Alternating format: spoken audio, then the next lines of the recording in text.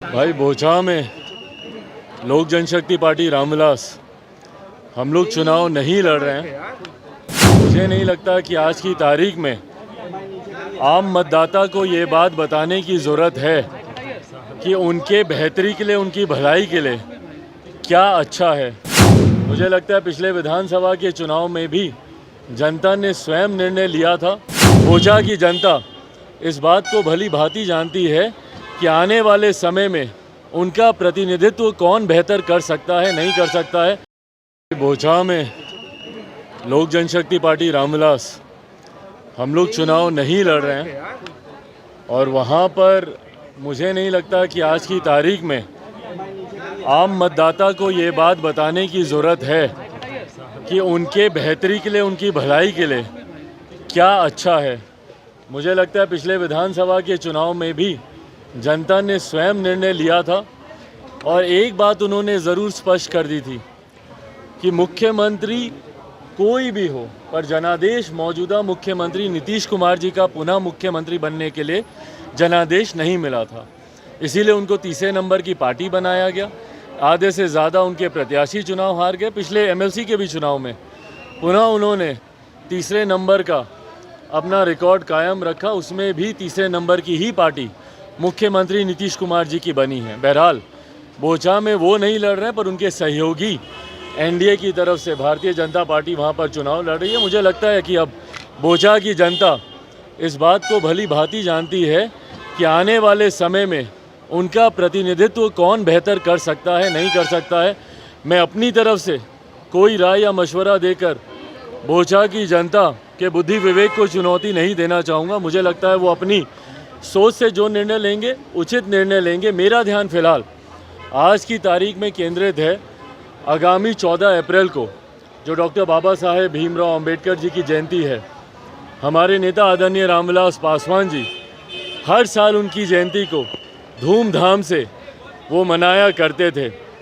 उन्हीं के कार्यों को आगे बढ़ाते हुए लोक जनशक्ति पार्टी रामविलास ने भी ये निर्णय लिया है कि उसी तरीके से ही धूमधाम से ही आगामी 14 अप्रैल को डॉक्टर बाबा साहेब भीमराव अंबेडकर जी की जयंती को हम लोग मनाएंगे।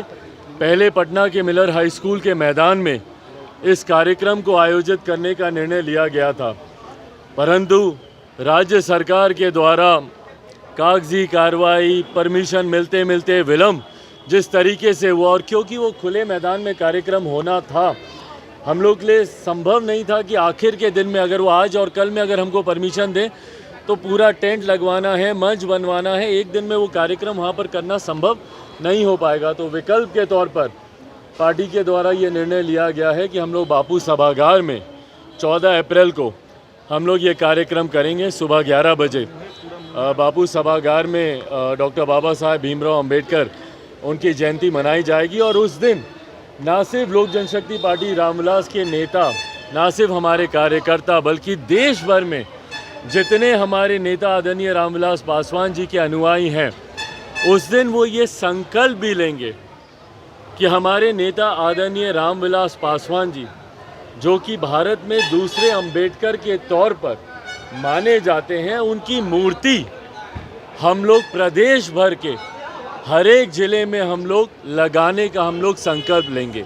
इसकी शुरुआत हमारे नेता आदरणीय रामविलास पासवान जी की जयंती से, उनके जन्म दिवस से।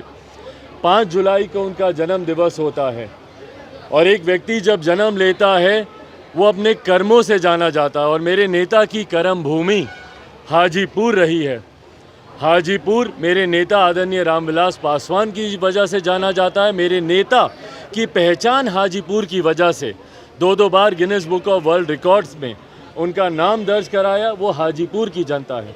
तो उनकी कर्म भूमि पर सबसे पहली उनकी मूर्ति, बहरहाल सबसे पहली उनकी मूर्ति मैंने उनके घर, उनके आवास पर लगवाई थी 12 जनपद पर, जहाँ पर एक लंबा समय रहकर और सामाजिक न्याय का केंद्र उन्होंने उस घर को बनाए रखा। मंडल कमीशन लागू करने का महत्व, निर्णय लेने की बात हो, अनुसूचित जाति जनजाति एट्रोसिटी एक्ट में जब बदलाव की बात हो, उसको यथास्थिति पर लाने का निर्णय उसी घर में लिया गया।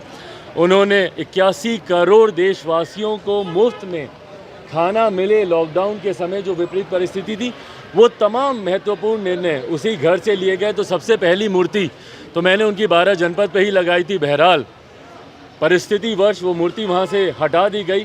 तो अब ये फैसला लोक जनशक्ति पार्टी रामविलास के तमाम नेता कार्यकर्ताओं ने लिया है कि आगामी 5 जुलाई को सबसे पहले उनकी मूर्ति उनकी कर्म भूमि हाजीपुर में लगाई जाएगी और उसके बाद उनकी पुण्यतिथि के दिन, जिस दिन उनका दुखद निधन हुआ था, उस दिन उनकी जन्मस्थली शहर बन्नी में उनके गांव पर हम लोग उनकी इस मूर्ति की हम लोग स्थापना करेंगे। और साथ ही में ये संकल्प लोक जनशक्ति पार्टी रामविलास के तमाम कार्यकर्ता नेता जो उस दिन बापू सभागार में मौजूद होंगे, ये तमाम वो नेता, तमाम उनके अनुयायी ये संकल्प लेंगे कि आगामी आने वाले समय में बिहार के